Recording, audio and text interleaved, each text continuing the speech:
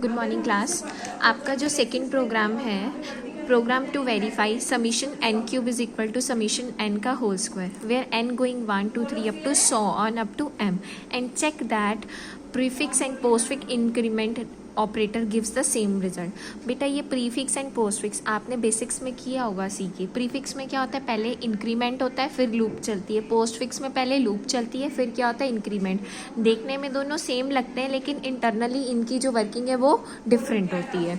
अब हमने बेसिकली देखो प्रूव क्या करना है, summation n cube is equal to summation n का होल स्क्वायर, यानी कि अगर इनका डिफरेंस 0 आ जाए, यानी कि summation n cube minus summation n whole square अगर डिफरेंस 0 आ जाए तो ये दोनों क्या हो जाते हैं, इक्वल। तो बेटा हमने ये हेडर फाइल स्टार्ट की, main function void main, integer लिए दो एन एंड एम, ठीक है। फ्लोट में हमने डिक्लेयर कराया S1 S3। S1 क्या है, सम, किसका, समीशन एन के लिए हमने जो सम डिफाइन किया वो क्या ले लिया, S1। S3 क्या ले लिया, समीशन एन क्यूब के लिए हमने सम ले लिया। D1 में हम डिफरेंस कैलकुलेट करेंगे दोनों का, एक में पोस्ट फिक्स के लिए और एक में प्रीफिक्स के लिए। Clear screen. यहाँ पे थोड़ी सी मिस्टेक है, यहाँ पे इस तरीके से आएगा ये, ठीक है। प्रिंट एफ, अब हमें पहले पता भी तो हमने कहाँ तक चलाना है, enter the limit of the series m, scanf percent d m. अब ये एम क्या है, सपोज मैंने एम की वैल्यू 3 एंटर कराई तो मुझे बेसिकली क्या प्रूव करना है, 1 cube plus 2 cube plus 3 cube is equal to क्या आना चाहिए, 1 प्लस 2 प्लस 3 का होल स्क्वायर। आपने मैथमेटिकली इनके जनरल फॉर्मूले तो किए हुए हैं, लेकिन अब हम ये जो लैंग्वेज में है वो कैसे करेंगे वो देखते हैं। देखो क्या है, enter the limit of series m. M जो भी जहाँ तक भी आपको सीरीज चलानी है वो है, ये तो हम इंटीजर में ही लेंगे ऑब्वियसली, ठीक है। S1 को यानी कि सम 1 को इनिशियलाइज करा दिया 0 और S3 को भी इनिशियलाइज करा दिया 0।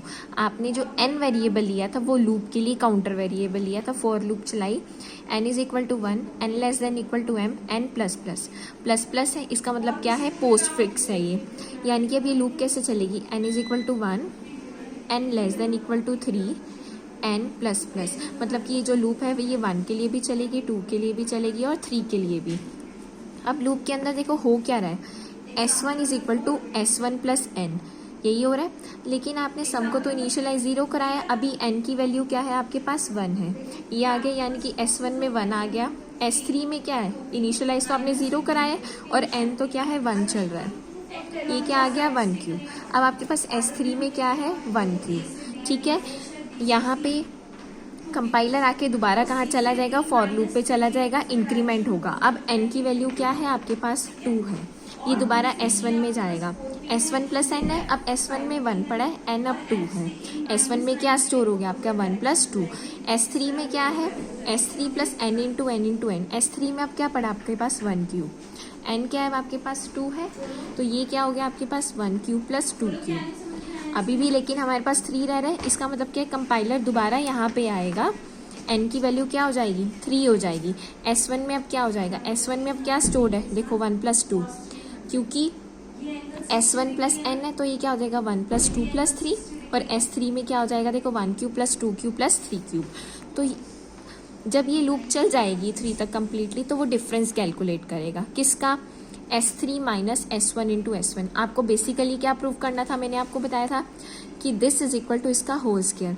इसको आप किससे डिनोट कर रहे हो, S3 से, इसको किससे डिनोट कर रहे हो, S1 से, होल स्क्वायर मतलब S1 इंटू S1। तो आपने D1 में ये कैलकुलेट कर दिया, ठीक है। प्रिंट एफ, आपने जो पोस्ट फिक्स इंक्रीमेंट ऑपरेटर की वैल्यू D1 में निकाली है वो आप प्रिंट करा के दिखा देंगे, ठीक है। अब हम प्रीफिक्स के लिए भी देखो सेम काम कर रहे हैं, S1 0 S3 0। देखो बेटा ये सेम चलेगा, इंटरनली सिर्फ इसकी वर्किंग डिफरेंट है, ये प्लस प्लस n है, प्रीफिक्स ऑपरेटर है, हम सेम चल रहे हैं, देखो सेम। अब D2 में इसने क्या कैलकुलेट किया, D2 में इसने दोनों का डिफरेंस कैलकुलेट किया प्रीफिक्स के लिए, ठीक है। ये इक्वल टू 0 ही बनेगा, जब इक्वल टू 0 आ जाएगा यानी कि S3 is equal to S1 का होल स्क्वायर आ जाएगा। गेट CH प्रोग्राम यहाँ पे खत्म हो जाएगा आपका।